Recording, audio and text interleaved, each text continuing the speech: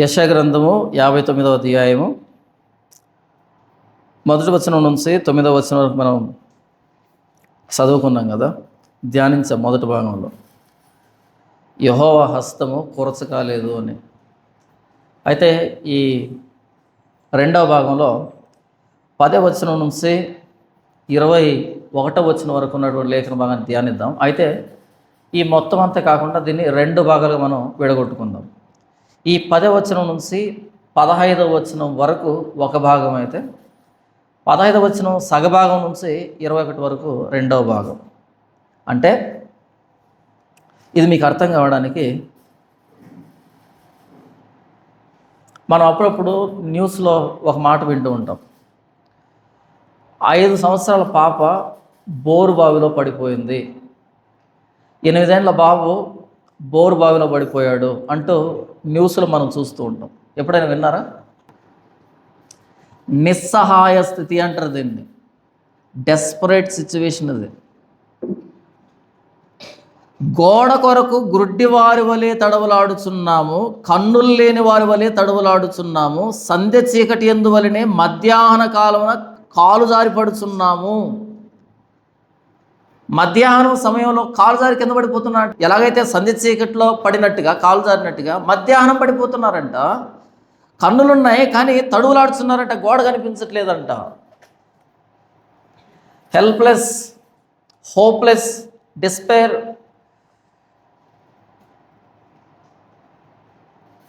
మీకు అర్థం కావడానికి చెప్తాను. దేవుడు 10 రకాల తెగులు చేసి, మహత్కార్యాలు సూచక్రియలు చేసి ఇశ్రాయేలుని విడిపించుకొని ఎర్ర సముద్రం ఒడ్డుకు తీసుకొని వచ్చాడు. వెనక తిరిగి చూస్తే ఫరో సైన్యం వెంబడిస్తుంది. ఫరో సైన్యం అంటే ఆ రోజు ఆనాటి ప్రపంచంలో అత్యంత శక్తివంతమైనటువంటి సామ్రాజ్యం అది. ప్రపంచ 2వ నాగరికత.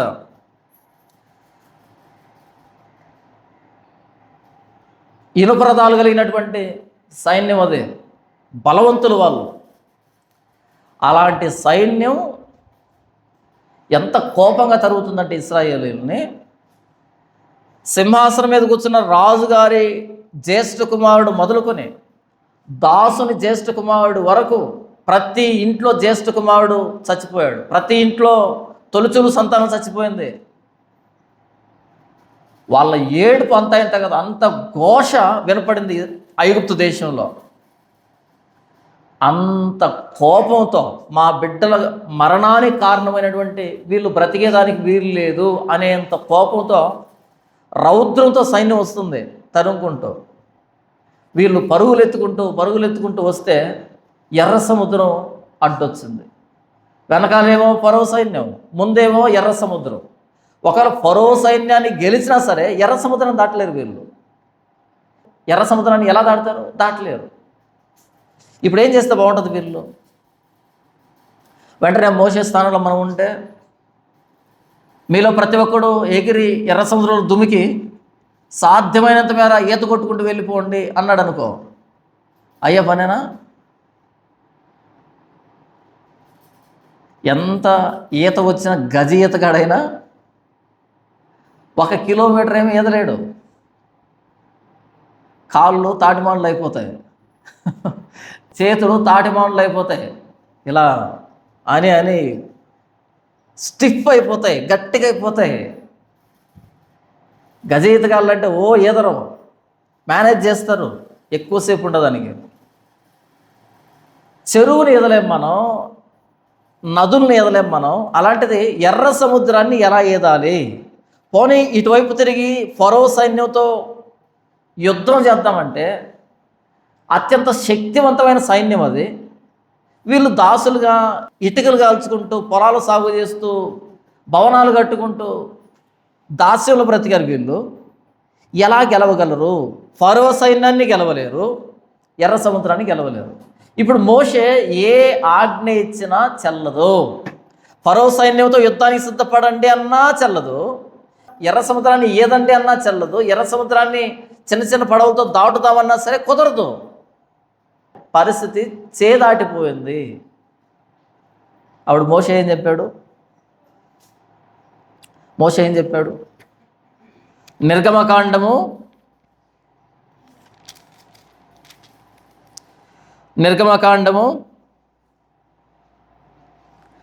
14వ అధ్యాయము 13వ వచనం.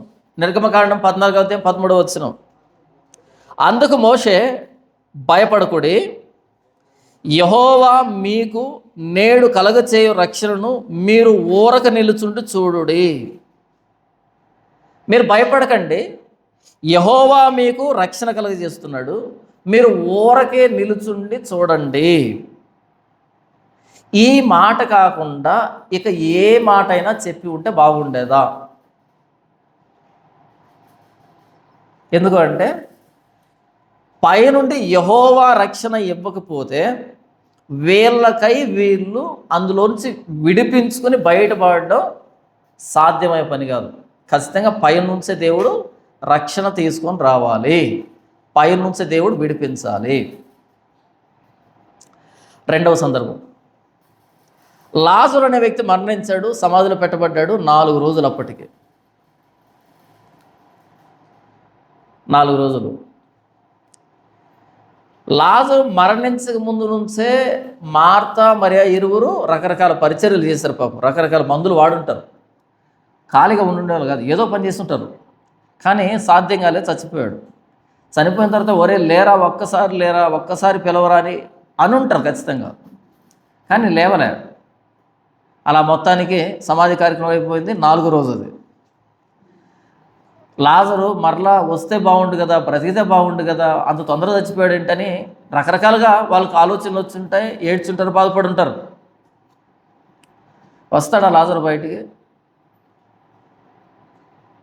రాడు. ఇక రాడు అని ఓదార్చాలి తప్ప వస్తాడని చెప్పలేము. అప్పుడు క్రీస్తు వచ్చాడు, లాజరు బయటికి రా అని పిలిచాడు. లాజరు బయటకు వచ్చాడా? లాజరు బయటకు వచ్చాడు. లాజరు బయటికి రాని మార్త ఎందుకు పిలవకూడదు? మరియా ఎందుకు పిలవకూడదు? బంధువులు ఎందుకు పిలవకూడదు? ఆ ఊరి వాళ్ళు ఎందుకు పిలవకూడదు? ఎందుకు లాజరు రాకూడదు? ఎవరు పిలిచినా లాజరు రాడు. ఎందుకంటే లాజరు చనిపోయాడు. చనిపోయిన లాజరు తిరిగి రాడు. అప్పుడు క్రీస్తు వచ్చి లాజరు బయటికి రాని పిలిస్తే లాజరు బయటకు వచ్చాడు. చనిపోయిన శవాన్ని ఎన్ని మాటలు చెప్పినా బ్రతకుతుంది, ఎంత బుజ్జగించినా బ్రతకుతుంది. మనం కూడా భారతదేశంలో దింపుడు కళ్ళం అంటాం. ఇంట్లో నుంచి శవాన్ని ఎత్తుకొని ఎలా ఎత్తుకొని వెళ్తాం? కాళ్ళు ఇంటి వైపు పెట్టి, తల శ్మశానం వైపు పెట్టి ఎత్తుకొని వెళ్తాం సగం దూరం. అక్కడికి వెళ్ళిన తర్వాత ఏం చేస్తాం? దింపి అక్కడ రకరకాల కార్యక్రమాలు ఉంటాయి. నీళ్ళు చుట్టూ కుమ్మరించడాలు, లేకపోతే ఉడికించిన అన్నాన్ని కుమ్మరించడము, ఏంటేంటో చేసి పెద్ద కొడుకుని పిలిచి, లేకపోతే తనకు ఎవరైతే ఇష్టమో ఆ కొడుకుని పిలిచి 3 సార్లు చెవిలో పిలవమని చెప్తారు. ఏమో ఎక్కడో ప్రాణం ఉంటుంది, లేచి వస్తుందని. మరలా ఏం చేస్తారు? కొన్ని నువ్వులు తీసుకుని వచ్చి తమలపాకు మీద పెట్టి నీళ్లు పోస్తారు. ఏమో నర్వస్ సిస్టమ్ ఏమైనా బ్రేక్ డౌన్ అయి చచ్చిపోయాడేమో, ఈ నువ్వుల మీద నుంచి నీళ్లు వెళ్ళి నర్వస్ సిస్టమ్ యాక్టివేట్ అయ్యి మరలా లేచి కూర్చుంటాడేమో అని. ఏది వర్కౌట్ కాదు. అప్పుడు ఏం చేస్తారు? 3 సార్లు గోవిందులు పెట్టి ఆ పాడును ఇటు తిప్పుతారు. ఈసారి కాళ్ళు శ్మశానం వైపు, తల ఇంటి వైపు. ఇక అయిపోయింది, కాటి కాలు తప్పుకొని వెళ్ళిపోవడమే, పాతి పెట్టడమే. దింపుడు కళ్ళం ఆశ అంటారు కదా. చనిపోయిన వ్యక్తిని పాతి పెట్టడం తప్ప ఏ ఆశ ఉండదు మనకి. తిరిగి రారు వాళ్ళు. చనిపోయిన శవం దగ్గరికి వెళ్ళి 3 సార్లు పిలిచినా రారు, నువ్వుల మీద నుంచి నీళ్లు పోసినా రారు, తమలపాకు నోట్లో పెట్టినా రారు, లేకపోతే మంచి వాటర్ బాటిల్ తీసుకుని వెళ్ళి ఇష్టమైన బ్రాండ్ నోట్లో పోసినా రారు. ఉడికించిన అన్నం, బియ్యం, నీళ్లు ఇష్టం వచ్చిన చేసినా రారాలు. ఎందుకంటే చచ్చిపోయారు, లోపల జీవం లేదు. మన అపరాధముల చేతను పాపముల చేతను చచ్చిన వారమై ఉండగా, ఆ తర్వాత ఏంటంటే మన పాపముల చేతను అపరాధముల చేతను మనం చచ్చిన వారమై ఉండగా మనం కష్టపడి అతి కష్టం మీద బయటికి వచ్చితిమే, అంతేనా? మీ అపరాధముల చేతును పాపముల చేతును మీరు చచ్చిన వారై ఉండగా ఆయన మిమ్మును క్రీస్తుతో కూడా బ్రతికించరు. ఏంటి, ఆయన బ్రతికించాడా? మనం కష్టపడి లేవలేమా? 1000 అడుగుల లోపల పడినటువంటి ఒక పాప కొన్ని, అమ్మా నువ్వు త్వరగా బయటకు వచ్చేస్తే నీకు 5 స్టార్ చాక్లెట్ కొని ఇస్తానంటే గబగబా పైకి వచ్చేసింది అనుకో, పోలీస్ స్టేషన్కి ఫోన్ అక్కర్లేదు, గవర్నమెంట్ అఫీషియల్స్కి ఫోన్ అక్కర్లేదు, ఎక్కడెక్కడి నుంచో సాంకేతిక పరిజ్ఞానం కలిగినటువంటి టెక్నీషియన్స్ అవసరం లేదు, న్యూస్ మీడియా కవరేజ్ అక్కర్లేదు, ఇంత హంగామా అవసరం. అమ్మ నువ్వు బయటకు వచ్చేస్తే నీకు 2 5 స్టార్ చాక్లెట్ కొని ఇస్తానంటే గబుక్కుని వచ్చేస్తా పైకి. రాలేదు. 10వ వచనం, గోడ కొరకు గుడ్డివారి వలె తడువులాడుచున్నాము. కనపడిందా ఇంతకీ? గోడ కోసం గుడ్డివారిలాగా తడువులాడుతున్నాం. ఎటు వెళ్ళాలి, ఎక్కడుంది గమ్యం అనేదానికి గుడ్డివారిలాగా తడువులాడుతున్నాం. గోడ కనిపించట్లేదు. ఎందుకు కనిపించట్లేదు? మీ పాపములు మీకును దేవునికి అడ్డముగా వచ్చెను, మీ దోషములు ఆయన ముఖాన్ని మరుగుపరిచాయి. మీ స్థితి ఇది. మీ చేతులు రక్తంతో తడిచిపోయాయి, మీ నాలుక కీళ్లు కల్పిస్తూ ఉంది. ఇలా ఎంత కూరుకుపోయారంటే గోడ కోసం తడువులాడుతున్న గుడ్డివారి వలే అయిపోయారు. గోడ కనిపించట్లే. సరే గోడ కనిపించింది, తడుముతుంటే చేతి తగిలింది. గోడ స్పష్టంగా దాని మీద ఉన్నటువంటి రాత, దాని మీద ఉన్నటువంటి డిజైను, దాని మీద ఉన్న కలరు ఏమైనా కనిపిస్తుందా? కనిపించదు. ఏమన్నాడు అంటే, ఇశ్రాయేలు జాతి ఏ స్థితికి పడిపోయిందంటే గుడ్డి వాళ్ళు తడువులాడినట్టుగా తడువులాడుతున్నారు.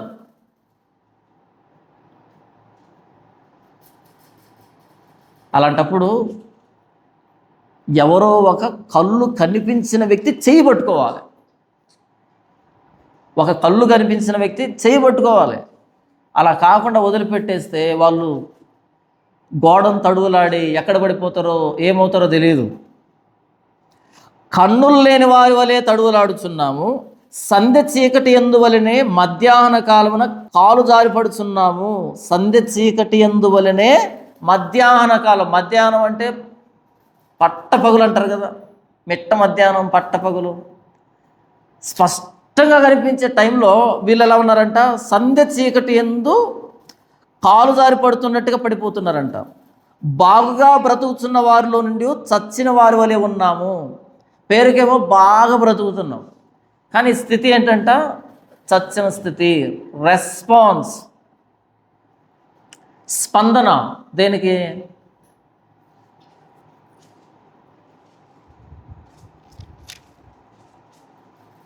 మొదటి వచనం, రక్షింపనేరక ఉండనట్లు యెహోవా హస్తం కూర్చగా లేదు, విననేరక ఉండనట్లు ఆయన చెవులు బంధం కాలేదు.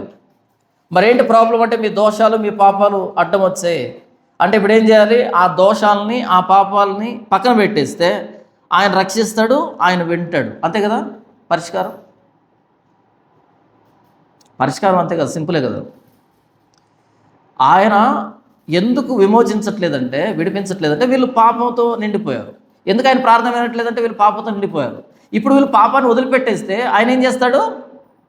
విడిపిస్తాడు. అంతేనా? అంతే పరిష్కారం.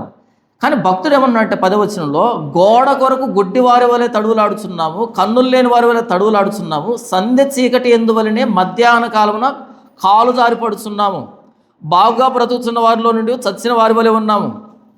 మేమందరము ఎలుగుబంట్ల వలె బొబ్బరించుచున్నాము, గొవ్వల వలె దుఃఖవరము చేయుచున్నాము, న్యాయము కొరకు కాచుకొనుచున్నాము, కానీ అది లభించట్లేదు. వీళ్ళు అనుకున్నారు కానీ అది లభించడం లేదు. చూడండి అక్కడ 4వ వచనం, నీతిని బట్టి ఎవడును సాక్ష్యం పలకడు, సత్యమును బట్టి ఎవడును వ్యాజ్యమాడు, అందరూ వ్యర్థమైన దాన్ని నమ్ముకొని మోసపు మాటలు పలుకుదురు. ఇక్కడేమంటున్నాడు? న్యాయము కొరకు కాచుకొనుచున్నాము కానీ అది లభించడం లేదు. రక్షణ కొరకు కాచుకొనుచున్నాము కానీ అది మాకు దూరంగా ఉంది. న్యాయాన్ని అపేక్షిస్తున్నారు, రక్షణను అపేక్షిస్తున్నారు, అది దూరంగా ఉండిపోయింది. ఎందుకు?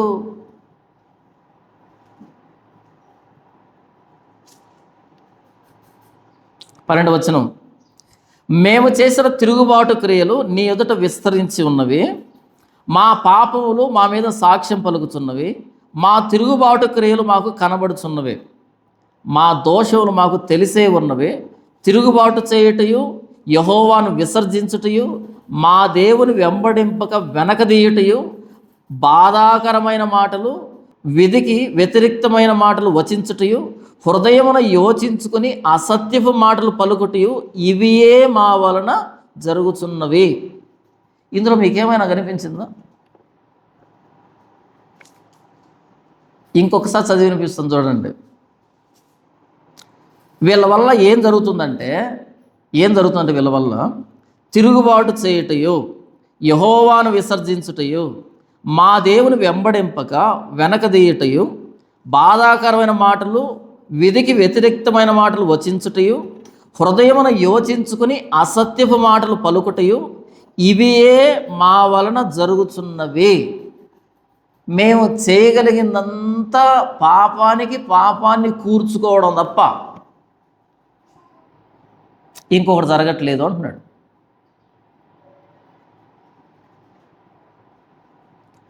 మొదటి వచనం నుంచి 9వ వచనం వరకు పాపపు తీవ్రత చెప్పాడు. 10వ వచనం నుంచి 14వ వచనం చివరి దాకా ఏమంటున్నా అంటే పాపాన్ని ఒప్పుకుంటున్నాడు. ఇదే జరుగుతుంది మా వల్ల. దీన్ని కొంచెం పక్కన పెట్టే రోమేలు రాసిన పత్రిక 7వ అధ్యాయం, రోమేలు రాసిన పత్రిక 7వ అధ్యాయం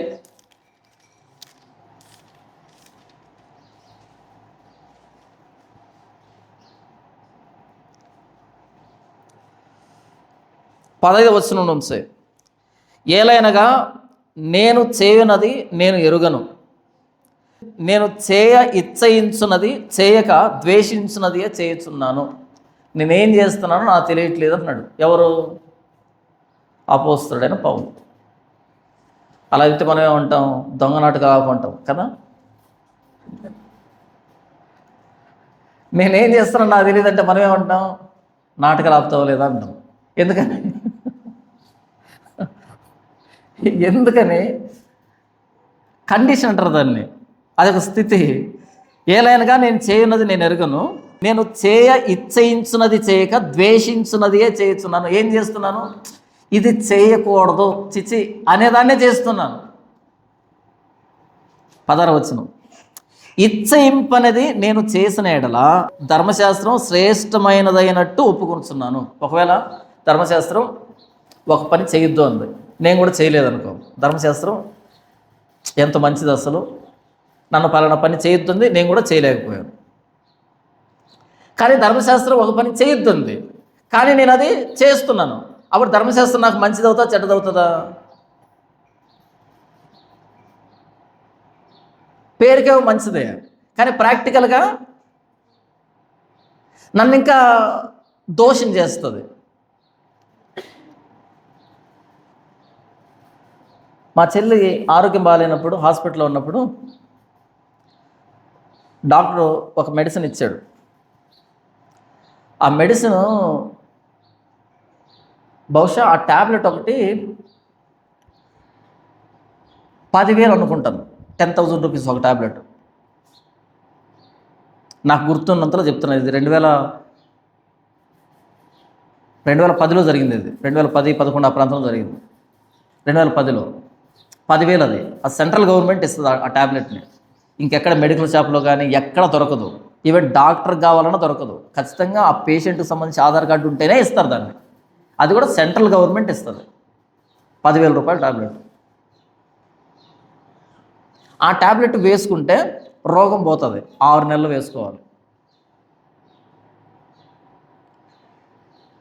అయితే ఆ ట్యాబ్లెట్ యొక్క గొప్పతనం ఏంటంటే దాన్ని లోపల వేసుకోగానే కడుపు మొత్తం గ్రైండర్ తిప్పినట్టు తిప్పుతుంది. లోపల తలకిందలు చేసి పడేస్తుంది. అసలే ఆరోగ్యం బాగలేని వాళ్ళకి ట్యాబ్లెట్ 1/2 కిలోమీటర్ దూరంలో ఉండగానే ఇక్కడ తిప్పుతుంటుంది.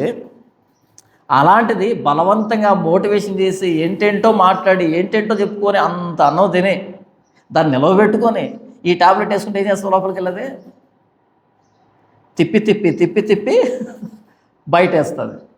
కానీ దాన్ని నిలవబెట్టుకోవాలి. దాన్ని నిలవబెట్టుకుంటేనే పేషెంట్ బ్రతుకుతుంది. మా చెల్లి నిలవబెట్టుకోలేకపోయింది. ఎవరు నిలవబెట్టుకోలేరు. దానికి చాలా మానసిక స్థైర్యం కావాలి, చాలా కథ ఉండాలి. కొంతమందికి టానిక్ చూసినా వాంతి వస్తుంది, కొంతమందికి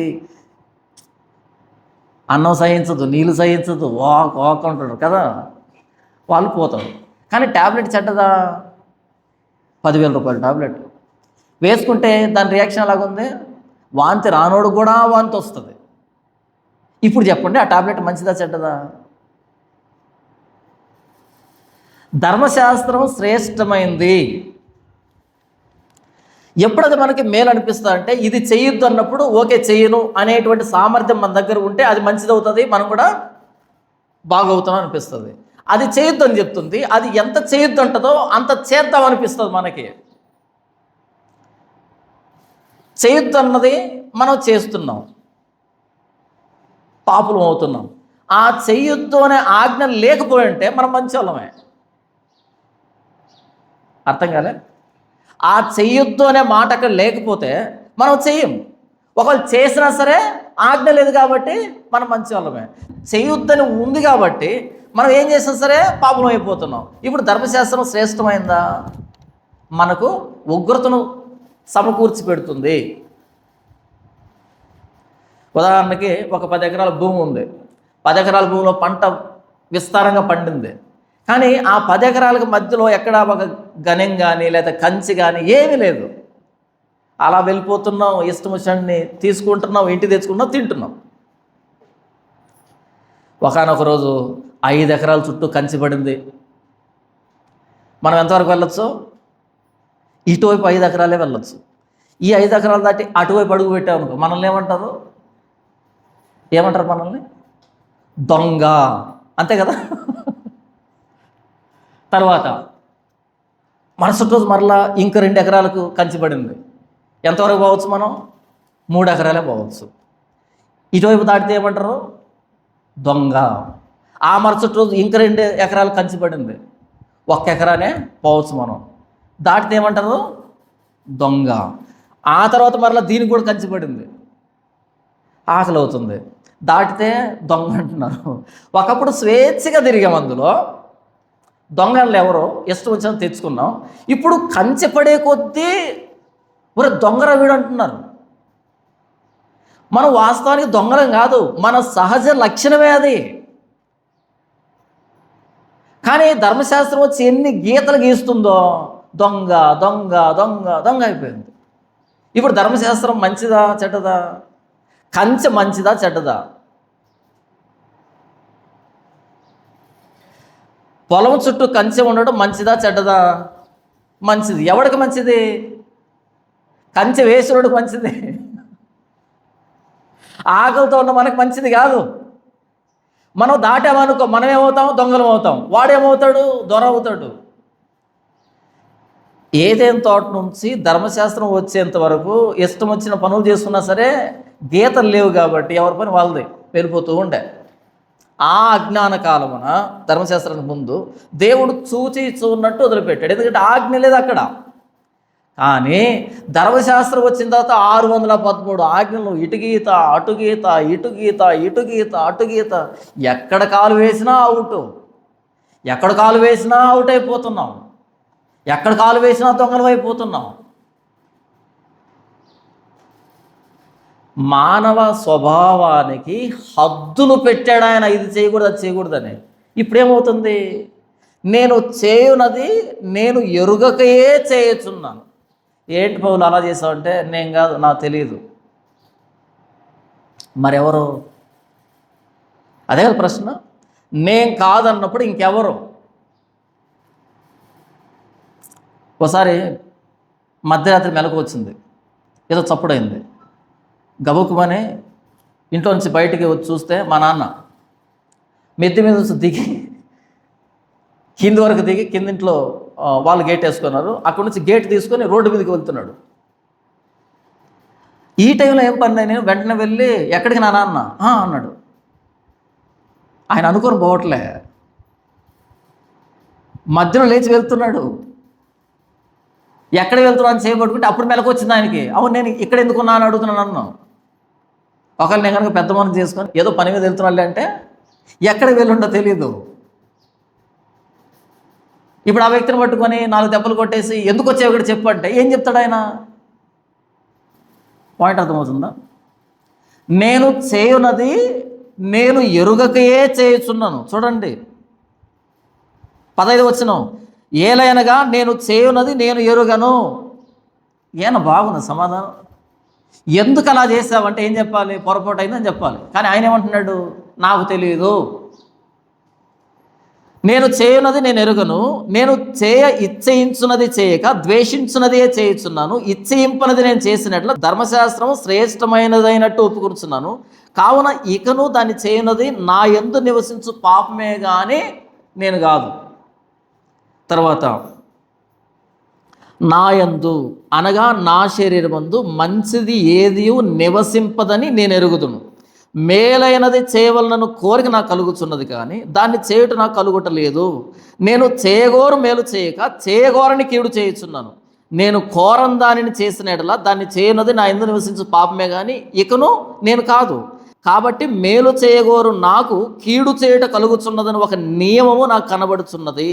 అంతరంగ పురుషుని బట్టి దేవుని ధర్మశాస్త్రం అందు నేను ఆనందించున్నాను, కానీ వేరొక నియమము నా అవయవంలో ఉన్నట్టు నాకు కనబడుచున్నది. అది నా మనసునందున్న ధర్మశాస్త్రంతో పోరాడుచు నా అవయవంలో ఉన్న పాప నియమానికి నన్ను చెరపట్టి లోపరుచుకొనుచున్నది. మేలు చేద్దాం అనుకున్నాడంట, కానీ కీడు కలుగుతుందంట.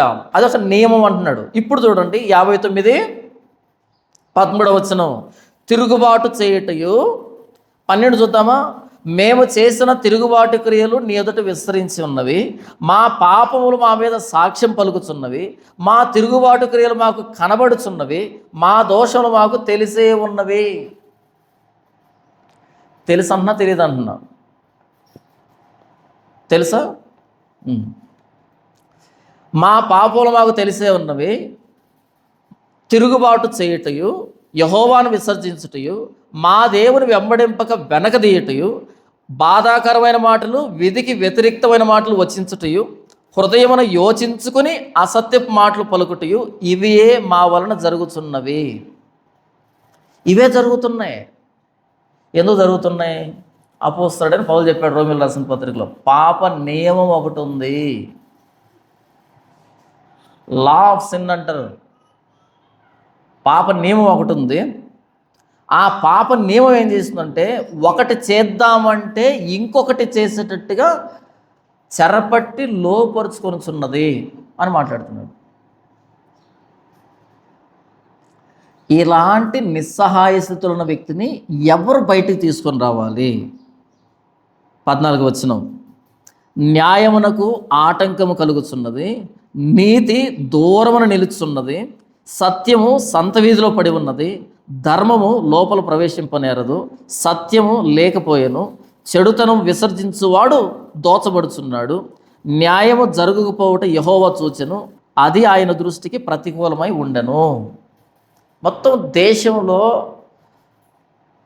ఏం జరుగుతుందంటే మొత్తం యెహోవాకు ప్రతికూలమైనటువంటి పనులే జరుగుతున్నాయి, తెలిసే జరుగుతున్నాయి. అక్కడ రాయబడిన మాట చూడండి, హృదయమున యోచించుకొని అసత్యపు మాటలు పలుకుటయు.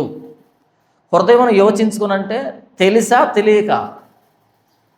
తెలిసే, కావాలనే. హృదయమున యోచించుకొని అసత్యపు మాటలు పలుకుటయు, ఇవే మా వలన జరుగుతున్నవి. న్యాయానికి ఆటంకంగా ఉంది, నీతి దూరంగా ఉంది, సత్యం సంత వీధిలో పడిపోయింది, ధర్మం లోపల ప్రవేశింపదు, సత్యం లేకపోయాను, చెడుతనం విసర్జిస్తే వాడిని దోచుకుంటున్నారు. చెడుతనాన్ని కంటిన్యూ చేస్తే వాడు బాగున్నాడు, చెడుతనాన్ని విసర్జిస్తే వాడు దోచబడుతున్నాడు. అంటే దేవునికి అనుకూలమైనది ఏదైనా కనపడుతుందేమో అంటే ఒక్కటి కూడా కనిపించట్లేదు. మరి ఎలా?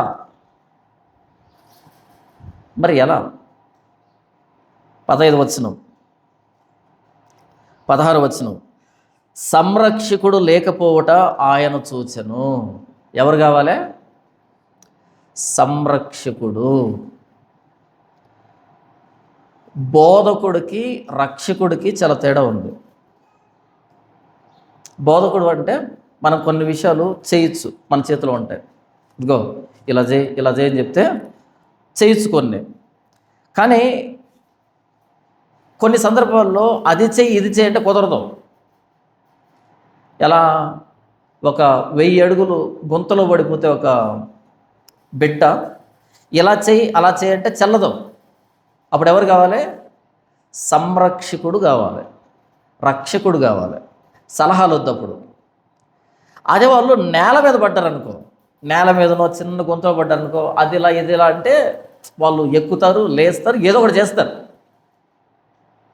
బోధ, టీచింగ్ లేదా ప్రీచింగ్ ఎప్పుడు అంటే ఓకే కొంచెం మోటివేట్ చేస్తే వాళ్ళు లేస్తారు అంటే బోధించవచ్చు, టీచింగ్ ఇవ్వచ్చు. కానీ లేవరు, ఆ స్థితి అలా ఉందన్నప్పుడు ఏం చేయాలి? సంరక్షకుడు కావాలి, సంరక్షకుడు అలా బయటికి తీయాలి. చాలా మతాలు, చాలా ధర్మాలు పాపని ఎలా చూస్తాయంటే అదేదో చిన్నది, అదేదో మన చేతిలోనే ఉంటుంది, మనం ఇలా అనుకుంటే ఇలా చేయొచ్చు, అలా అనుకుంటే అలా చేయొచ్చు, స్విచ్ మన చేతిలోనే ఉంది అనేటట్టు భావిస్తారు. బట్ పాపం అనేది చిన్నది కాదు. ఒక్క అడుగు పడ్డామనుకో అది ఎక్కడ తీసుకెళ్తుంది తెలుసా? 1000 అడుగుల లోపల తీసుకెళ్తుంది. ఒక చిన్న రంధ్రం కనపడుతుంటుంది భూమికి, ఒక చిన్న రంధ్రం 18 ఇంచులో లేకపోతే 24 ఇంచులో మొత్తానికి ఒక రంధ్రం కనపడుతుంటుంది. ఇంత పెద్ద సువిశాలమైనటువంటి మైదానంతో పోల్చుకుంటే ఏముంది అక్కడ అనిపిస్తుంది. ఆ దగ్గరికి వెళ్ళినా కూడా ఏం పెద్దగా శబ్దాలు రావు, ఏదో జరుగుతుంది అన్నట్టుగా మౌనంగా ఉంటుంది. పొర్రపాటున అందులో కాలు పడిందనుకో, ఒక్క అడుగు జారిందనుకో, నెక్స్ట్ జారేటువంటి అడుగుల్ని ఎవ్వరు నియంత్రించలేరు, ఏం చేయలేరు. ఎన్ని ప్రయత్నాలు చేస్తే అంత లోపలికి వెళ్ళడమే. గాలానికి చిక్కుకున్నటువంటి చేప దాన్ని విడిపించుకోవడానికి ఎన్ని ప్రయత్నాలు చేస్తుందో అన్ని ప్రయత్నాలు దేని పనికి వస్తాయి తెలుసా? ఇంకా ఇంకా ఇరుక్కుపోవడానికి. వలలో పడిన చేప తప్పించుకోవడానికి ఎంత ప్రయత్నం చేస్తే అంత ఇరుక్కుపోతుంది. వలలో పడిన పక్షి ఎంత తప్పించుకునే ప్రయత్నం చేస్తే అంత ఇరుక్కుపోతుంది. ఆ వల నేచర్ అది, గాలం నేచర్ అది. పాపం అనేది పైన చిన్న రంధ్రం అంతే అని అనిపిస్తుంది. ఒక్కసారి అక్కడ పడగానే ఎంత ప్రయత్నం చేస్తే అంత స్పీడ్గా లోపలికి వెళ్ళడమే. ఊబిలో కాలు పడిందనుకో, ఊబి తెలుసా మీకు?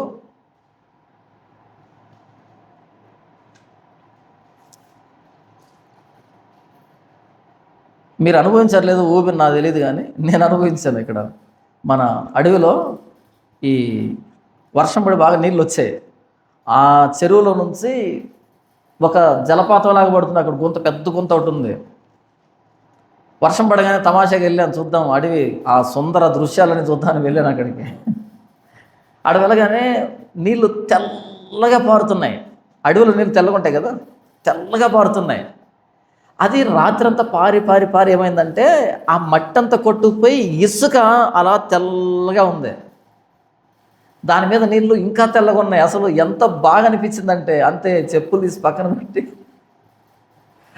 అలా దాంట్లో దిగి కాళ్ళు చేతులు కడుక్కుందాం అని ఒకలాంటి ఆహ్లాదకరంగా అనిపించింది.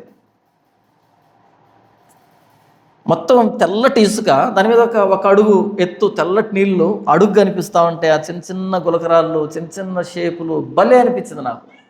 ఆ చెప్పులు పక్కన పెట్టి ఆ రాతి మీద నుంచి అలా దుమికాను. దుమికితే ఇక్కడ దాకా దిగాను లోపలికి, ఇక్కడ దాకా దిగిపోయింది లోపలికి. నేనేమనుకున్నాను, పాదాలు కడుక్కుందామని. ఎక్కడ దాకా పోయాను? ఇక్కడ దాకా పోయాను. దేవుని దయ ఇక్కడ దాకా ఉంది, అదంతే.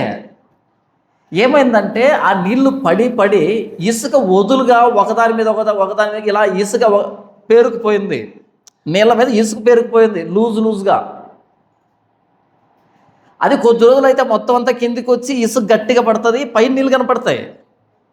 కానీ ఆ ప్రవాహానికి ఏమైందంటే ఇసుక అంతా వదులుగా ఉండి మొత్తం నీళ్ళతో పైన ఇసుకున్నట్టుంది, కానీ లోపలంతా ఇసుక ఉంది, కానీ ఖాళీ ఉంది. ఇలా వెళ్ళిపోయానా, చేతులు పైకి రావట్లే, కాళ్ళు ఆడట్లే, ఏం చేయను, ట్రాప్ అయ్యాను. ఇంతవరకు నీళ్ళు, ఎవ్వరు లేరు చుట్టుపక్కల, మనిషి అనే నాదులు లేడు. అక్కడ లోపల ఎవరిని అరవాలి, ఏమని అరవాలి, ఏం అర్థం కావట్లే. చుట్టూ చూశాను, చూస్తే పచ్చటి వాతావరణం, పక్షుల కిలకిలలో ఎంత బాగా గడ్డి ఉందో, వర్షం పడి ఎంత అందంగా ఉందో. అప్పుడు అనిపించింది సృష్టి చాలా అందంగా ఉంటుంది, కానీ ప్రమాదం మనకు తెలియకుండానే చచ్చిపోతాం. తెలియకుండానే అందంగా ఉంది అనుకుంటాం కదా, అలా మునిగిపోతాం. ఒడ్డుకి ఒక 2 అడుగులు దూరం అంతే, 2 అడుగులు అంతే. నా చేతులు పైకి తీసుకెళ్ళి నేను అందుకోగలిగితే ఒడ్డు అక్కడే ఉంది. అక్కడ నుంచి ఆ ఒడ్డు మీదకి నేను చేతులు చాపడానికి నేను పడిన ప్రయత్నం అంతా ఇంత కాదు. ఎంత ప్రయాసపడ్డాను, అయిపోయింది అనుకున్నాను. ఇంకొక అడుగు లోపలికుంటే అది ప్రాణం లేదు, తెలియని కూడా తెలియదు ఎవరికి. ఇక్కడ దాకా వచ్చి ఆగింది లోతు, అక్కడ దాకా వచ్చి ఆగింది కాబట్టి బయటికి రావడానికి ఎంత పడ్డారంటే అంత పడ్డా. ఇది ఇసుక ఊబి, నేను చెప్పింది ఇది ఇసుక. కానీ బురద ఊబి ఉంటుంది, బంకమట్టి ఊబి ఉంటుంది. బంకమట్టి ఊబి ఆ చేతులను కూడా ఆడనివ్వదు, ఎంత ప్రయత్నం చేస్తే అంత లోపలికే. బంకమట్టి ఊబి కంటే భయంకరం పాప ఊబి. ఒక్కసారి అందులో పడితే బయటికి రావడం ఇంపాసిబుల్. ఏ ప్రయత్నం చేసినా ఇంపాసిబుల్. దానికి అల్లుకుంటూ పోవడమే, అడుగడుగు దిగిపోవడమే. ఇప్పుడు కావాల్సింది సలహాలు, ప్రసంగాలు, గద్దింపులు, హెచ్చరికలు కాదు. ఏం కావాలి? సంరక్షకుడు లేకపోవుట ఆయన చూచెను. ఎవరు కావాలంట? సంరక్షకుడు. ఒక వ్యక్తి ఇంటి లోపల బందీ అయిపోయాడు, మొత్తం గాలిపోతుంది, ఇల్లంతా దూలాలన్నీ పడిపోతున్నాయి, మొత్తం మంటల్లో చిక్కుకుపోయాడు. బయట నుంచి ఒక మైకు లోపల పెట్టేసి నువ్వు ఆ గదిలోకి రా, ఈ గదిలోకి రా అంటే కుదరదు. ఏం చేయాలి? ఒక ఫైర్ ప్రూఫ్ జాకెట్ వేసుకొని ఒక వ్యక్తి చొరబడాలి లోపలికి. సంరక్షకుడు అంటారు. అందుకే మనం మత్తయి సువార్త 1వ అధ్యాయం చూసినప్పుడు ఆమె ఒక కుమారుని కనును, తన ప్రజలను వారి పాపముల నుండి ఆయనే రక్షించే ప్రసంగాలు చేయును గనుక ఆయనకు యేసు అని పేరు పెట్టదు. అంతేనా? చూడండి ఒకసారి మత్తయి సువార్త 1వ అధ్యాయం 21వ వచనం. ఆమె ఒక కుమారుని కనును, తన ప్రజలను వారి పాపముల నుండి ఆయనే రక్షించును. ఆయనే రక్షించును కనుక ఆయన పేరు యేసు. యేసు అంటే రక్షకుడు అని అర్థం, బోధకుడు అని కాదు, రక్షకుడు.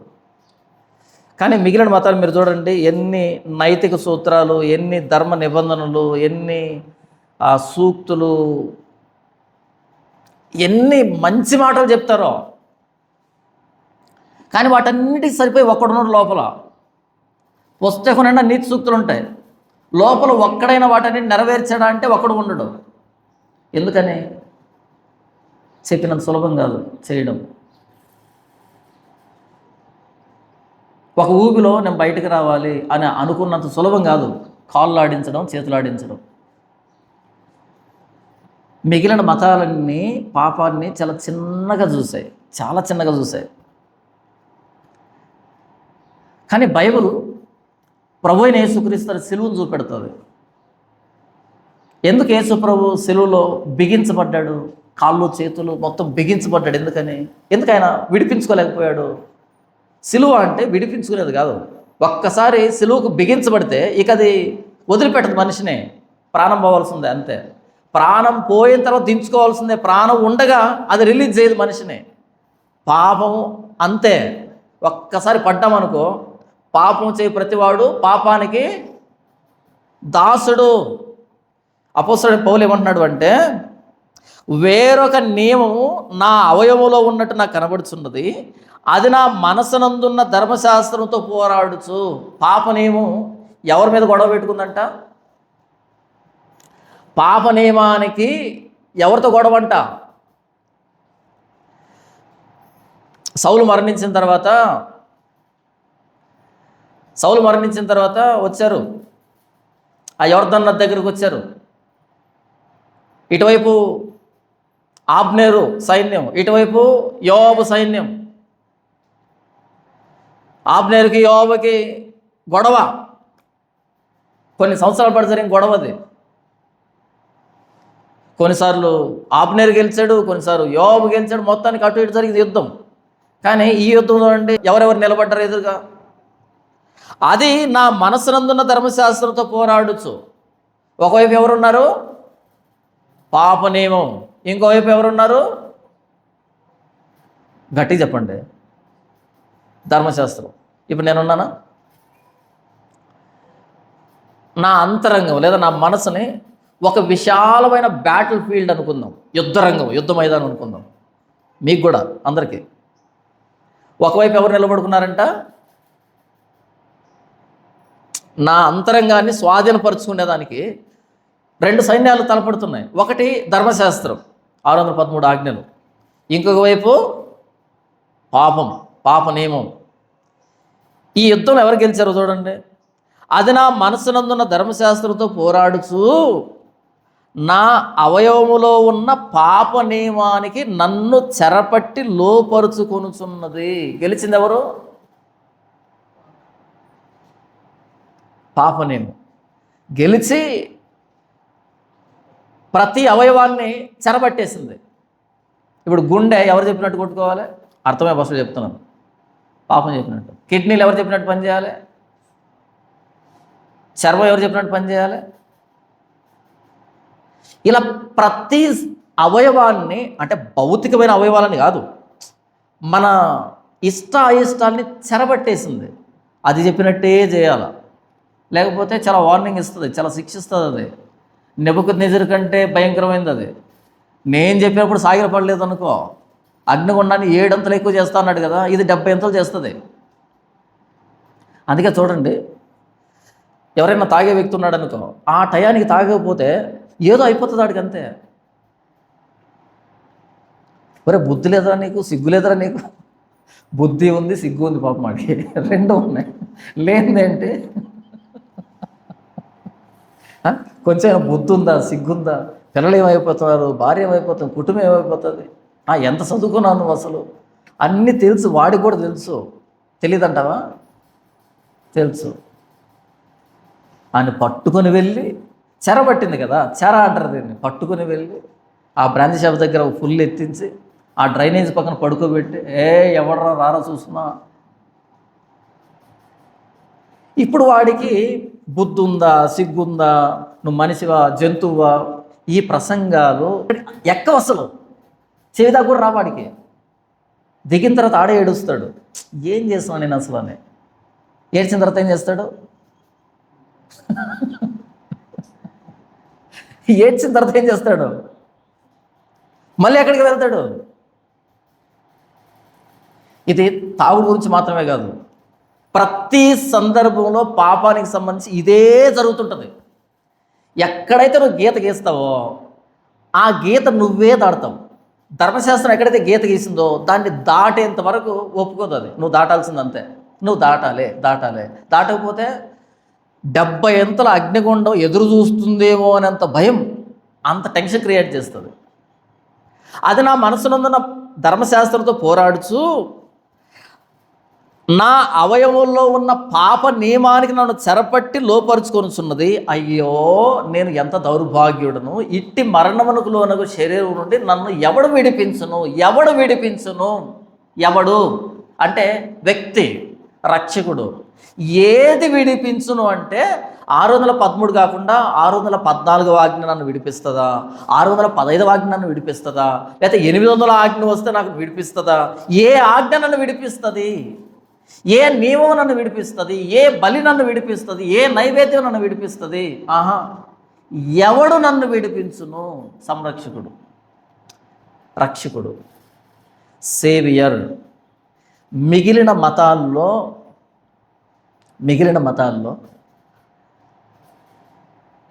రకరకాల దేవుళ్ళు ఉంటారు. బైబిల్లో సేవియర్, ఆయనే మిమ్మును రక్షించును గనక ఆయన పేరు యేసు.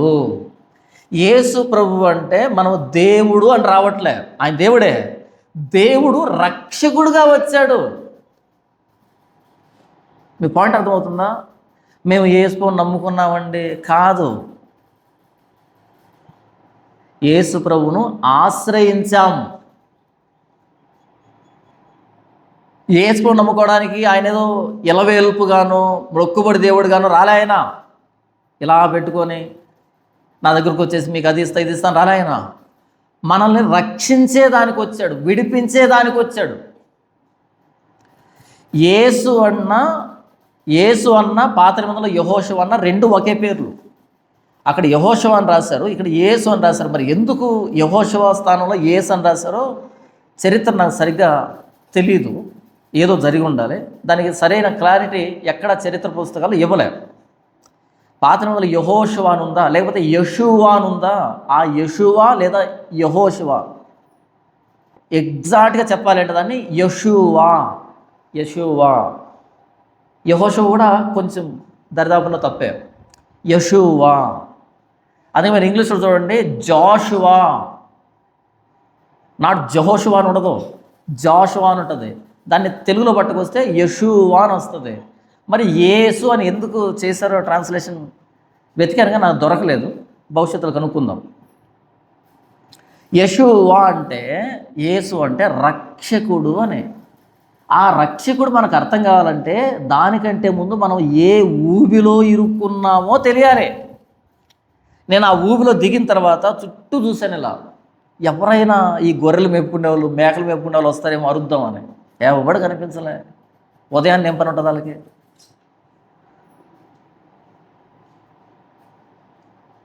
అలా దిగిపోయి చుట్టూ చూస్తాం, ఎవరైనా కనబడుతున్నారా, ఎవరైనా ఒడ్డు మీదకి వచ్చి అసలు నువ్వు ఎందుకు దిగావు, ఇక్కడ పెద్ద పిల్లడేవి కదా, చదువుకున్నావు కదా, ఆ నీళ్లు వచ్చాయంటే కొంచెం ఊపి ఉంటుంది తెలీదా, ఆ మాత్రం తెలీదా? ఇవన్నీ నాకు చెప్పొద్దు. అప్పుడు ఏం చేయాలి? ఒక పొడవాటి కట్టి తీసుకొని ఒక కట్టె అంచు నాకు ఇస్తే నేను పట్టుకుంటాను, నన్ను బయటికి లాగాలి. నా ప్రసంగాలు వద్దు. దిగిన తర్వాత నాకు బాగా అర్థమయ్యాయి లోపల అన్ని ప్రసంగాలన్నీ.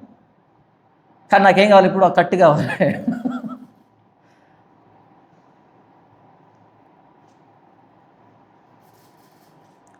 సంరక్షకుడు లేకపోవట ఆయన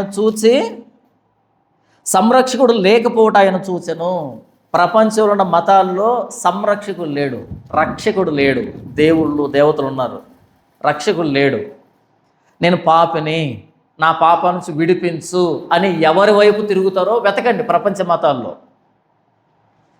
పొరపాటున ఎవరైనా ఒక ఆయన వైపు చూస్తాను కదా తీక్షణంగా, ఆయన అలా ముఖం చాటేస్తాడు, అరే నా వైపు చూస్తున్నావు ఏంట్రా బాబు అని. నాకంత సినిమా లేదురా నాయన, చూడకు నన్ను అలా అంటాడు. చూడాల్సింది ఎవరి వైపు? క్రీస్తు వైపు మాత్రమే. అందుకే పాపాత్మురాలైన స్త్రీ పరిసయ్యుల దగ్గర పరిగెత్తలే, సద్దుకాయల దగ్గర పరిగెత్తలే, శాస్త్రుల దగ్గర పరిగెత్తలే, ధర్మశాస్త్రోపదేశకుల దగ్గర పరిగెత్తలే, ఏ ఇతర మతాల దగ్గర పరిగెత్తలే, క్రీస్తు దగ్గర పరిగెత్తింది. క్రీస్తు పాదాలు పట్టుకుంది, క్రీస్తు పాదాలు ముద్దు పెట్టుకుంది. ఎందుకని? ఇంకెవరిని చూసినా సరే వాళ్ళు విడిపిస్తారనే నమ్మకం కలగలే తనకి. ఈయన మాత్రం విడిపించగలడు. ఉదయాన్నే ఆ జామ చెట్టు దగ్గరికి వెళ్ళాను. వెళ్తే ఒక జామకాయ నెగనగలాడిపోతుంది చెట్టు మీద. అంతే, ఆ కొమ్మ పట్టుకొని ఇలా వంచితే సగం అటువైపు ఎర్రగా ఉంది కోరిక. ఎవరు కోరుకుంటారు? ఆ చిటారు కొమ్మన ఒక కాయ అర్థం తినివేయబడింది, అర్థం కోరిక వేయబడింది. ఎవరు కోరుకుంటారు చెప్పండి? రాత్రిపూట వచ్చి చిలుక కోరికింది, లేకపోతే పక్షులు కోరికే. మిగతా కాయలన్నీ ఎందుకు కొరకలేదు? అది నా ప్రశ్న. అంటే రాత్రిపూట వచ్చిన చిలక ఒక చిన్న టార్చ్ లైట్ పట్టుకొని వచ్చి మొత్తం కాయని వెదికి ఇది బాగా మాగిందని దాన్ని కొరికింది, అంతేనా? రాత్రి పక్షులు టార్చ్ లైట్ వేసుకొని వస్తాయా, లేకపోతే అలా వచ్చేస్తాయా చీకట్లో? మరి టార్చ్ లైట్ లేకుండా ఎలా కొరికింది దాన్ని? మిగతా వాటి ఎందుకు కొరకలేదు? ఎప్పుడైనా చిలక కొట్టిన కాయని మీరు తినండి, ఏమి టేస్ట్ ఉంటుంది అసలు, అదిరిపోతుంది. చిలకకి తెలుసు ఏ జామకాయ లోపల టేస్ట్ ఉంది, దాని స్మెల్ దానికి తెలుసు. కాకులకు తెలియదు. కాకులకు తెలియదు ఏ జామకాయ మాగింది, ఏ జామకాయ టేస్ట్ తెలియదు. దానికేం తెలుసు, ఏ ఎలక చచ్చి ఉబికింది, ఎక్కడ కుళ్ళు కంపు వస్తుంది, ఎక్కడ పాచిపోతుంది, ఎక్కడ నీశ్వాసన వస్తుంది, అది తెలుసు కాకి. మాధుర్యం తెలియదు, సువాసన తెలియదు, పరిమళం తెలియదు. నిజంగా ఒక పాపి నేను పాపిని అని గనక అర్థం చేసుకోగలిగితే ఒక్క కాయ వాసన వస్తూ ఉంటుంది, గుమగుమలాడిపోతుంటుంది వాసన. ఏం కాయ అది? ప్రభు అయిన యేసుక్రీస్తు వారు. ఏ మతంలో నువ్వు తొంగి చూసినా పచ్చిగా, వగరుగా, చేదుగా రుచించదు. ప్రభు అయిన యేసుక్రీస్తు వారు పరిమళం, సువార్త పరిమళం అప్పుడు తగులుతుంది ముక్కుకి. ఇది నా కోసం ఆగింది. ఆయనే రక్షించును గనక ఆయన పేరు యేసు. మరి పాత నిబంధనలో యెహోషువ ఉన్నాడు కదా, కొత్త నిబంధనలో యేసు ఉన్నాడు కదా. పాత నిబంధనలో యెహోషువ ఫిలిస్తీయుల నుంచి, గిర్గాషీయుల నుంచి, అమ్మోనీయుల నుంచి, హివ్వీయుల నుంచి, యెబూసీయుల నుంచి, కనానీయుల నుంచి, ఈ జాతుల నుంచి విడిపించాడు దేశాన్ని. ఆ యెహోషువ కత్తితో విడిపించాడు. ఈ యెహోషువ వారి పాపం నుంచి విడిపించాడు, కత్తితో కాదు, సిలువుకు తను అప్పగించుకొని. ఇద్దరు యెహోషువలు రక్షకులే. ఆ యెహోషువ పేరుకి అర్థం ఏంటి? రక్షకుడే. ఈ యెహోషువ పేరు ఏంటి? రక్షకుడే. ఇద్దరు రక్షకులే. కాకపోతే ఏ రక్షణ అనేది మారిపోయింది. ఆ యెహోషువ దేని నుంచి రక్షించాడు ఇశ్రాయేలుని? ఈ 7 జాతుల నుంచి విడిపించాడు. ఈ యెహోషువ దేని నుంచి విడిపిస్తాడు? వారి పాపముల నుండి విడిపిస్తాడు. బయట శత్రువులను గెలవడం సులభం, లోపల శత్రువుని గెలవడం అసంభవం, అసాధ్యం. మనం గెలవలేము. ఎవరు కావాలి? సంరక్షకుడు లేకపోవటం చూచి రక్షకుడు కావాలి. క్రైస్తవ్యం గొప్పతనం ఏంటంటే రక్షకుడు. క్రైస్తవ్యం గొప్పతనం ఏంటంటే బైబిల్ ఏం చూపించిందంటే రక్షకుడు, సేవియర్. మీరు అద్భుతంగా బైక్ రైడ్ చేస్తారు, గంటకి 180 కిలోమీటర్ల స్పీడ్తో వెళ్తారు. అలా అలా అలా పైనుంచి వర్షం పడుతుంటుంది, చినుకులు పడుతుంటాయి కదా, ఈ చినుకుని తప్పించుకొని తిప్పే అంత టాలెంట్ మీకు. అంత అద్భుతమైన రైడరు. పొరపాటు గ్రహపాటు పడ్డారు. ఎవరు కావాలి? ఎవరు కావాలి? అంబులెన్స్ కావాలి. ఎందుకని? ఇప్పుడు ఆర్టీఓ ఆఫీసర్ పనికిరాడు, ట్రాఫిక్ రూల్స్ పుస్తకం పనికిరాదు. కావాల్సింది ఎవరు? అంబులెన్స్. ఎందుకని? సేవియర్.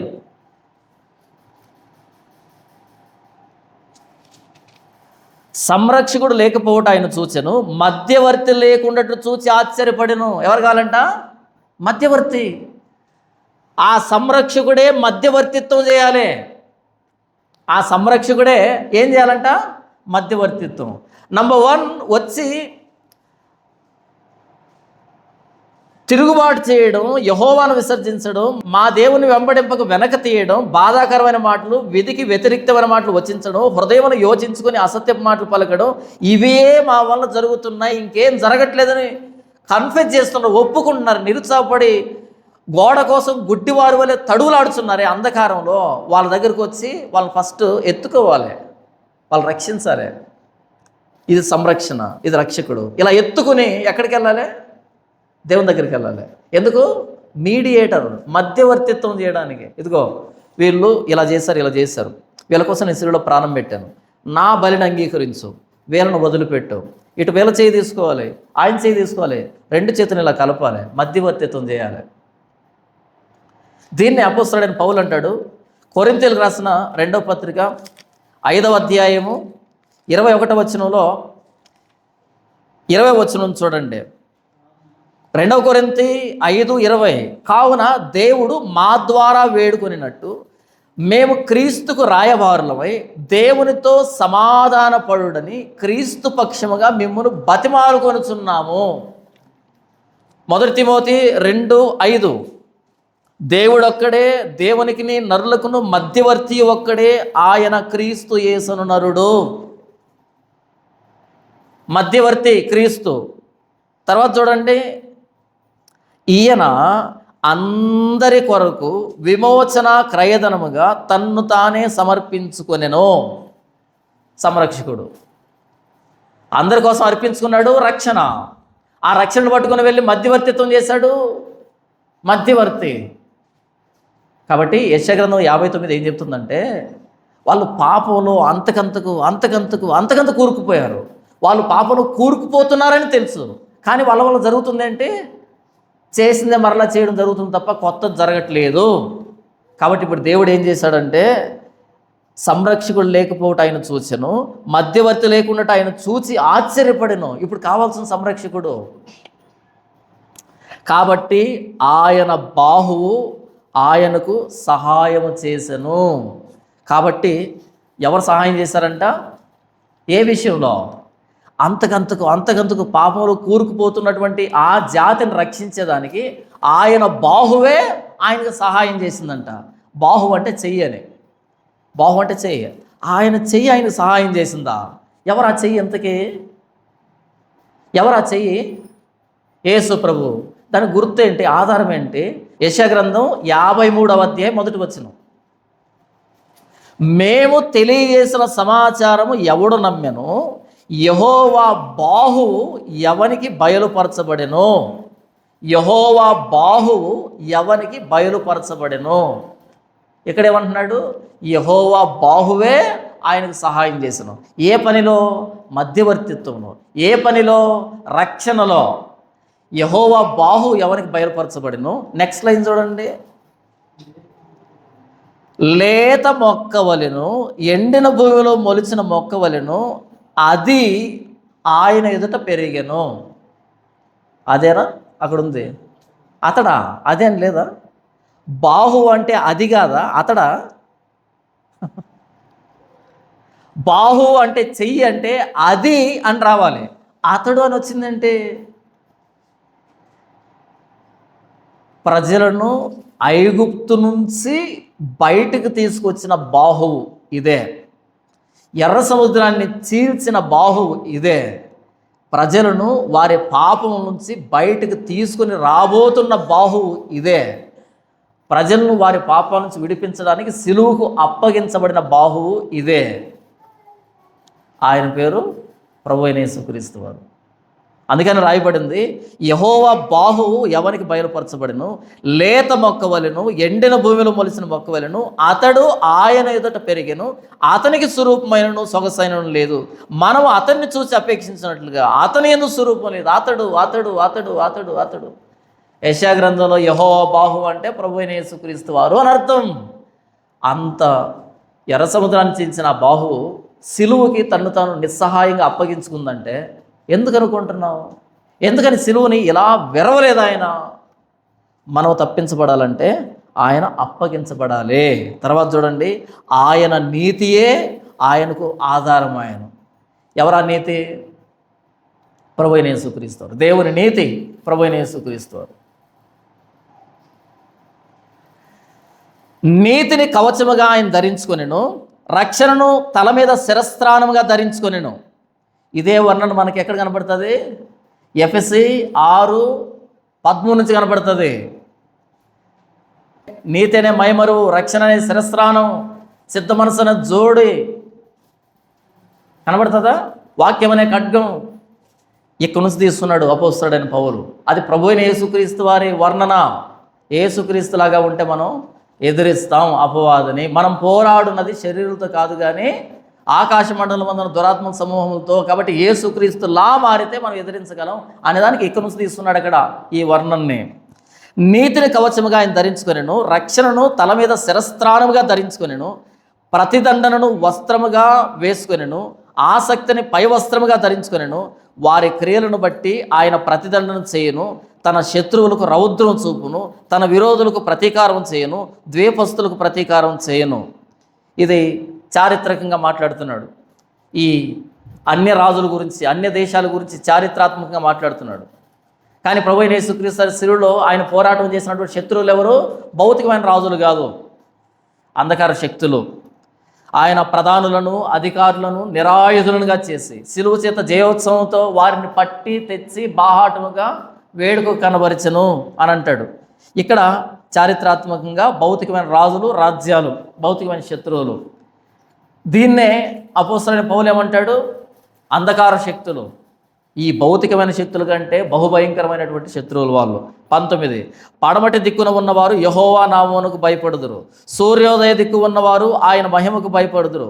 యెహోవా పుట్టించు గాలికి కొట్టుకొని పోవు ప్రవాహ జలముల వలె ఆయన వచ్చును. పడమటి కానీ లేకపోతే సూర్యోదయ తూర్పు దిక్కును కానీ అందరూ భయపడతారు ఆయనకి, ప్రభువైన యేసుక్రీస్తు ఇచ్చే రక్షణకి. 20, సియోను నొద్దకును యాకోబులో తిరుగుబాటు చేయటం మాని మల్లుకొనిన వారి యొద్దకును విమోచకుడు వచ్చును. ఇదే యెహోవా వాక్కు. సియోనులో, యెరూషలేములో ఎవరైతే తిరుగుబాటు చేయడం మాని ఆయన వైపు మల్లుకుంటున్నారో వారి దగ్గరికి ఎవరు వస్తారంట? విమోచకుడు వస్తాడు. విమోచకుడు అంటే విడిపించేవాడు. దేవుడు తన స్వరక్తం ఇచ్చి సంపాదించిన తన సంఘం. దేవుడు మనల్ని తన రక్తంతో విడిపించాడు. విమోచకుడు. 21, నేను వారితో చేయు నిబంధన ఇది. నిబంధన చేస్తాడంట. ఇది నా రక్తం వలన క్రొత్త నిబంధన అంటాడు ప్రభువైన యేసుక్రీస్తు వారు. నేను వారితో చేయు నిబంధన ఇది, నీ మీద ఉన్న నా ఆత్మయు నేను నీ నోట ఉంచిన మాటలను నీ నోట నుండి, నీ పిల్లల నోట నుండి, నీ పిల్లల పిల్లల నోట నుండి ఈ కాలం మొదలుకొని ఎప్పుడునూ తొలగిపోవు అని యెహోవా సెలవిస్తున్నాడు. రక్షింపనేరకు ఉండనట్లు యెహోవా హస్తం కూర్చగాలేదు, విననేరకు ఉండనట్లు యెహోవా చెవులు మందం కాలేదని కఠినంగా మాట్లాడిన ఆయన చివరికి వచ్చేప్పుడు ఏమన్నాడు తెలుసా? నేను నీతో నిబంధన చేస్తాను. ఎందుకని? ఆ పాపపు మబ్బులు, ఆ పాపపు చీకటి, ఆ అతిక్రమం అనే అడ్డుగోడ సంరక్షకుడు వచ్చి తీసి పడేశాడు, పడగొట్టేశాడు.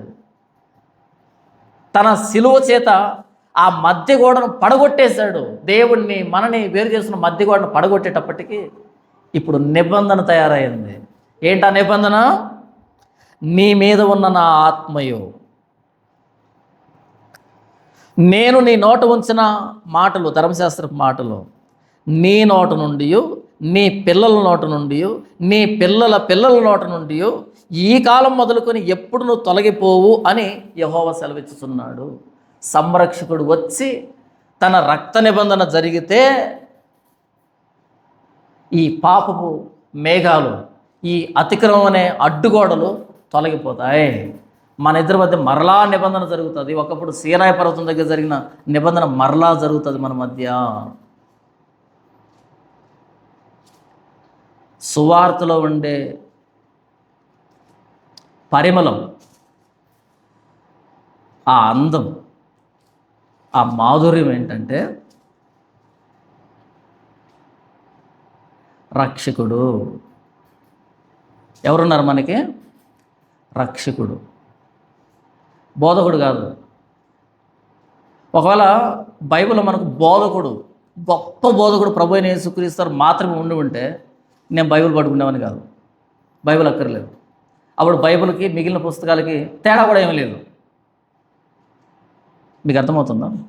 ఒకవేళ క్రీస్తు గొప్ప బోధకుడు, అద్భుతంగా టీచ్ చేశాడు, ప్రపంచంలో ఇంకెవరు ఆ రేంజ్లో టీచ్ చేయలేదు, అద్భుతమైన గురువు ఆయన అంటూ బైబిల్ ఎండ్ అయి ఉంటే, గొప్ప గొప్ప ఉపన్యాసాలతో అయిపోయి ఉంటే, ఈ బైబిల్కి మిగిలిన పుస్తకాలకి తేడా లేదు, వ్యత్యాసం లేదు. వాళ్ళకంటే కొంచెం బెటర్గా టీచ్ చేశాడు అంతే. వాళ్ళకంటే బెటర్గా టీచ్ చేశాడు.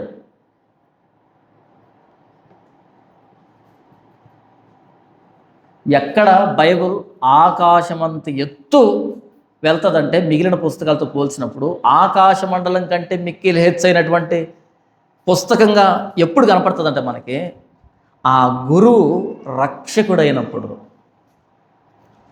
ఆ గురువు రక్షకుడైతే అప్పుడు మిగిలిన పుస్తకాలకి బైబిల్కి అసలు పోలికే లేదు. మ్యాచ్లెస్ గ్రంథరాజం అంటారు దాన్ని, గ్రంథరాజం. మీకు అర్థమయ్యేటట్టు చెప్పి నేను క్లోజ్ చేస్తాను. టౌన్లో 4 కోచింగ్ సెంటర్లు ఉన్నాయి. టౌన్లో 4 కోచింగ్ సెంటర్లు ఉన్నాయి. కోచింగ్ సెంటర్ ఏ మ్యాథ్స్ మంచినీళ్ళు తాగినట్టు నేర్పిస్తారు. కోచింగ్ సెంటర్ బి మ్యాథ్స్, సైన్స్, ఇంగ్లీష్ అనర్గళంగా నేర్పిస్తారు. కోచింగ్ సెంటర్ సి అన్ని సబ్జెక్టుల మీద మంచి కమాండర్స్ భలే నేర్పిస్తారు. కోచింగ్ సెంటర్ డి అద్భుతంగా టీచ్ చేస్తారు. కానీ ఆ కోచింగ్ సెంటర్ నడిపిస్తున్న ఆయనే మన పేపరు ఇన్విజిలేషన్కి వచ్చే ఆయన, మన పేపర్ కరెక్షన్ చేసే ఆయన. మీ పిల్లల్ని ఎక్కడ చేరుస్తారు? ఈ 3 కోచింగ్ సెంటర్ల కంటే అద్భుతంగా టీచ్ చేస్తాడు 4 కోచింగ్ సెంటర్ ఆయన. ప్లస్ ఏం చేస్తాడు? ఇన్విజిలేషన్కి వచ్చేది ఈయనే. ప్లస్ ఏం చేస్తాడు? పేపర్ కరెక్షన్ చేసేది ఈయనే. మీరు మీ పిల్లాన్ని ఎక్కడ చేరుస్తారు చెప్పండి? నేనైతే కోచింగ్ డి. ఎందుకని? నేర్పిస్తాడు. ఒకవేళ ఇన్విజిలేషన్లో ఏదైనా తేడా రాస్తే బి బి అని చెప్తాడు. ఏం చెప్తాడు? అందిస్తాడు. అక్కడ కూడా కుదరకపోతే అక్కడ కోచింగ్ సెంటర్లో వీడు రైటింగ్ అంతా చూశాడు కదా, వీడు ఫార్మేట్ అంతా చూశాడు కదా, అక్కడ మార్కులు వేసే దగ్గర కొట్టేస్తాడు, రైట్ కొడతాడు, మార్కులు వస్తాయి. అవునంటారా కాదంటారా? ఒక్కో మతాన్ని ఒక్కో కోచింగ్ సెంటర్ అనుకుంటారు. ఏ కోచింగ్ సెంటర్కు దాని ప్రత్యేకత ఉంది. ఎవరి రేంజ్లో వాళ్ళు టీచ్ చేస్తున్నారు. కానీ ఈ క్రైస్తవం అనే కోచింగ్ సెంటర్ను చూసావా? దీని పరిస్థితి ఏంటో తెలుసా? చింతమొద్దు కూడా అవుట్ స్టాండింగ్గా పాస్ అవుతాడు. చింతమొద్దు కూడా. ఎందుకని? ఈ బోధించేటప్పుడు వాడిని ఎత్తి తొడ మీద కూర్చోబెట్టుకుని బోధిస్తాడు. ఒరే నాయన అదిరా ఇదిరా అని చెప్తాడు. వాడు ఏదైనా తప్పు చేసినప్పుడు వాడి చేయిని ఆయనే పట్టుకొని ఇలా ఇలా అని దిద్దిస్తాడు. అక్కడ మార్కులు వేసేటప్పుడు 100% మార్కులు పడతాయి. ఆ పేపర్ను చింపి పడేసి ఆయనే కొత్త పేపర్ తీసుకొని రాస్తాడు ఆన్సర్. ఎంత బాగుంటుంది కదా. బ్యూటీ ఆఫ్ ది గాస్పుల్ ఏంటంటే రక్షకుడు, మధ్యవర్తి, ఇవి మిస్ అయిపోయాయి. ఎక్కడ? మిగిలినటువంటి కోచింగ్ సెంటర్లు మిస్ అయిపోయాయి. క్రైస్తవ గొప్పతనం అదే. అందుకే పాపాత్మురాలైన స్త్రీ పరుగున రాగలిగింది, క్రీస్తు పాదాలు పట్టుకొని ఏడవగలిగింది. ఇంకెవరి పాదాలు పట్టుకోలేకపోయింది. ఎందుకంటే అవి జస్ట్ కోచింగ్ సెంటర్లు అంతే. మామూలుగా ఎగ్జామ్ సెంటర్కి వెళ్ళిన తర్వాత ఎగ్జామ్ రాసి బయటకు వచ్చేటప్పుడు కోచింగ్ సెంటర్లన్నీ గోతికాడ నక్కలా కాచి పెట్టుకుంటాయి ఇలా. ఎందుకంటే ఒక టాపర్ ఉంటాడు ఆ కోచింగ్ సెంటర్లో, వాడి కోసం దానికి ఎవరు వస్తుంది, దీనికి ఎవరు వస్తుంది, రకరకాలు అడగడానికి. సార్ ఆ 18వది కొంచెం తేడా సార్ అంటే, చెడగొట్టావు అసలు, పోగొట్టావు అసలు, ర్యాంక్ పోయింది, నాశనం అయిపోయింది అని ఇంకా డిస్కరేజ్ చేస్తారు. మీ పాయింట్ అర్థమవుతుందా? ఆ 18వ బిట్ ఒకటి మిస్ అయింది సార్ అంటే వాడు రాసుంటాడు, పక్క కోచింగ్ సెంటర్ రాసుంటాడేమో, పోయింది మన కోచింగ్ సెంటర్ నాశనం అయిపోయింది, మార్కు పోయింది అనేటట్టుగా డిసప్పాయింట్మెంట్ ఉంటుంది. నువ్వు ఎన్ని తప్పులు చెప్పావు అనుకో, ఆ 16వది కొంచెం డౌటు, 10వది కొంచెం డౌటు, 21వది కొంచెం డౌట్ అని చెప్తున్నావు అనుకో, లేదు అయిపోయింది ఇంకా నిరుత్సాహం. కానీ కోచింగ్ సెంటర్ డి ఉంది కదా, అక్కడ ఆ 18వది కొంచెం డౌట్ ఉంది సార్ అంటే మై హోనా నేనున్నా, నేను చూసుకుంటా. అవునంటారా కాదంటారా? ప్రభువైన యేసుక్రీస్తు అద్భుతంగా టీచ్ చేశాడు. మానవ ఊహకు అందనంత లోతుగా మనిషిని క్షమించాడు. నువ్వు నన్ను విస్తారంగా ప్రేమించావు కాబట్టి నీ విస్తార పాపాలు క్షమించబడ్డాయి. ఆయన టీచింగ్కి ప్యారలల్ లేదు, సారూప్యత లేదు. ఆయన ఫర్గివ్నెస్కి ఆ కొలత లేదు. ఎంత క్షమించాడన్న కొలత లేదు.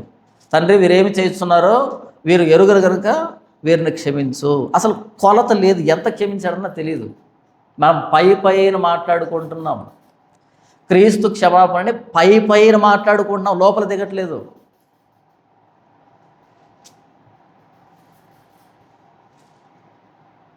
యెషయా గ్రంథం 59వ అధ్యాయం ఏం చెప్తుందంటే, నేను మిమ్మల్ని ఎందుకు రక్షించలేకపోతున్నానంటే, ఎందుకు వినలేకపోతున్నానంటే, మీరు చేసిన పాపమే అంటూ ప్రారంభమైంది, నిందిస్తూ ప్రారంభమైంది. చివరికి వచ్చేటప్పటికి నేను మీతో నిబంధన చేస్తున్నాను, రక్త నిబంధన చేస్తున్నాను, ఆత్మను తీసివేయను, బోధను తీసివేయను, తరతరాలు అలాగే కంటిన్యూ అవుతుంది. ఇది నా ప్రామిస్. ఎవరిని బట్టి జరిగింది? ఇది నా రక్తం వలనైన క్రొత్త నిబంధన. పాప అంధకారంలో, పాప ఊబిలో, పాపపు గోతులో పడిపోయినటువంటి మానవ జాతిని ప్రభువైన యేసుక్రీస్తు వారు అనేటువంటి ఆ సంరక్షకుడు, ఆ రక్షకుడు, ఆ విమోచకుడు, ఆ మధ్యవర్తి వచ్చి అలా మనల్ని బయటకు తీసుకొచ్చాడు. ఏం మాట్లాడలేదు. సిలువ మీద ప్రాణం వేయడం ద్వారా అలా ఆ పాప ఊబిలోంచి బయటకు తీసుకొని వచ్చి రక్త నిబంధన చేసే, తన నీతిని మనకిచ్చి, తన పరిశుద్ధతను మనకిచ్చే, పదండి ముందుకే. అలా వెళ్తున్న క్రమంలో మరలా ఎలా మారిపోయాడంట? ఎవడైనాను పాపం చేసినాడు. అలా క్రీస్తు అనే ఉత్తరవాది తండ్రి వద్ద మనకున్నాడు, అడ్వకేట్. అది యెషయాకు అందల పాపం. యెషయా సంరక్షకుని చూశాడు, యెషయా మధ్యవర్తిని చూశాడు. అపోస్తలుడైన యోహాను అడ్వకేట్ని, ఉత్తరవాది, క్రీస్తు అనే ఉత్తరవాది మనకు ఉన్నాడు, మన కోసం విజ్ఞాపన చేసేది అని. ఏంటిది? సంరక్షకుడు, విమోచకుడు, మధ్యవర్తి, ఉత్తరవాది, రేపు తీర్పు తీర్చేది ఈయనే, జడ్జ్. ఎంత ధైర్యం కదా మనకి, ఎంత అతిశయం కదా క్రైస్తవానికి. ఒక క్రైస్తవుడికి ఎంత అతిశయం, ఎంత అతిశయం. నేను ఒక ఉదాహరణ చెప్పి క్లోజ్ చేస్తాను. ఒకానొక మతంలో ఒక నియమం ఉంది, ఆల్మోస్ట్ అన్నీ అలాగే ఉంటాయి. ఒకానొక వయసు వచ్చిన తర్వాత వాళ్ళకి ఒక కార్యక్రమం చేస్తారు. మనం క్రైస్తవులు ఎలాగైతే బాప్తిసం అంటామో అలాంటి ఒక కార్యక్రమం ఉంటుంది. ఆ కార్యక్రమం తర్వాత వాళ్ళు అల్లరి చిల్లరగా తిరిగేదానికి వీలు లేదు. ఆ కార్యక్రమం తర్వాత వాళ్ళు బూతులు మాట్లాడేదానికి వీలు లేదు. ఆ కార్యక్రమం తర్వాత నాన్ వెజ్ తినేదానికి వీలు లేదు. ఆ కార్యక్రమం తర్వాత పలానా అన్ని గీతలే అనమాట. బాగానే ఉంది. ఒకవేళ మాంసం తింటే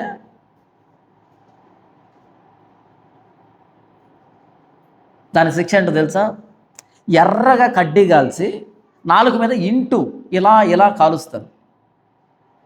బాగుంది కదా, ఎంత మంచి మతం కదా. ఇది అబద్ధానికి. మిగిలిన వాటికి కూడా భయంకరమైనటువంటి శిక్షలు ఉన్నాయి. క్రీస్తు అనే ఉత్తరవాది, అడ్వకేట్. ఎంత బాగుంది కదా క్రైస్తవ్యం. కాబట్టి యెషయా గ్రంథం 59వ అధ్యాయము 1వ వచనం నుంచి 9వ వచనం వరకు పాపం యొక్క తీవ్రత, పాప అంధకారం, పాప చీకటి, పాపం మానవ జాతిని దేవుడికి ఎలా వేరు చేసిందన్నది తెలియజేస్తుంది ఆ గడ్డు పరిస్థితిని. 10 నుంచి 15 మధ్య భాగం వరకు ఏం చెప్తుందంటే, ఆ పాపాన్ని వాళ్ళు ఎంత మానదామన్నా సరే చేత కావట్లేదు, ఇంకా కూరుకుపోతున్నారు, నిస్సహాయ స్థితి వచ్చేసారు. అప్పుడు 15వ అధ్యాయం మధ్య భాగం నుంచి సంరక్షకుడు ఎంటర్ అయ్యాడు, మధ్యవర్తి ఎంటర్ అయ్యాడు, విమోచకుడు ఎంటర్ అయ్యాడు, వెలుగును ప్రసాదించి ఆయన ఎంటర్ అయ్యాడు. ఆయన వచ్చాడు, వీరిని బయటకు తీశాడు, నిత్య నిబంధన చేశాడు, రక్త నిబంధన చేశాడు, ఆత్మను ప్రవేశపెట్టాడు.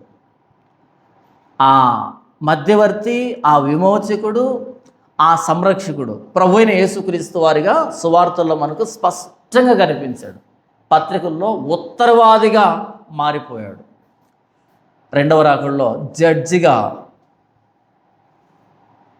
ఎంత అద్భుతమైన సువార్త ఇది. ఇది ఏం తెలియజేస్తుందంటే, 56వ అధ్యాయంలో ఉండేటువంటి కాపర్లు నాయకత్వం చెడిపోయింది. కాబట్టి 57వ అధ్యాయంలో దేశం అంతా విగ్రహాలతో నిండిపోయింది.